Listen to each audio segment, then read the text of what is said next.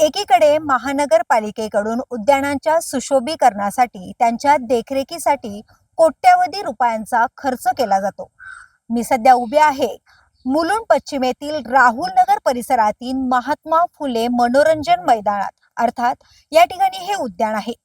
या उद्यानातील जर आपण परिस्थिती पाहिली तर पहिल्याच पावसात या ठिकाणी जी संरक्षण भिंत बांधण्यात आलेली होती, त्या भिंतीचे जर आपण चित्र पाहिलं तर ही पूर्णतः या ठिकाणी कोसळून अस्तव्यस्त झालेली आपल्याला पाहायला मिळते आहे। ज्या ठिकाणी लाखो रुपयांचा खर्च महानगरपालिकेने या उद्यानाच्या सुशोभीकरणासाठी त्याचप्रमाणे या भिंतीसाठी केला होता, त्याच भिंतीची आज जर आपण ही अवस्था पाहिली तर पहिल्याच मुसळधार पावसात या भिंतीचं हे चित्र आपल्याला पाहायला मिळत आहे। या उद्यानात मोठ्या संख्येने नागरिक, ज्येष्ठ नागरिक असतील, लहान मुले असतील, ते या ठिकाणी येत असतात। परंतु जर काही या ठिकाणी दुर्घटना घडली असती तर याला जबाबदार कोण असा सवाल देखील या ठिकाणी उपस्थित होत आहे। त्याचप्रमाणे जर आपण त्यापुढे चित्र देखील बघितलं तर या भिंतीच्या पलीकडे नेमकं काय चालतं याचं वास्तवही शहर मुंबईच्या माध्यमातून आपण पाहणार आहोत।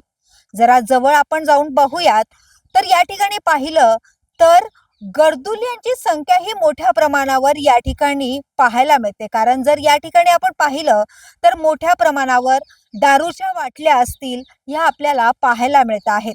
तर या ठिकाणी नेमकं कोणाचा वचक आहे की नाही असा सवाल देखील आता उपस्थित होत आहे।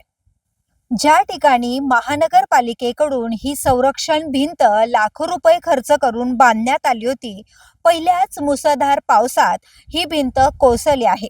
मग नेमकं याला जबाबदार तरी कोण असा सवाल आता नागरिकांकडून उपस्थित केला जातोय।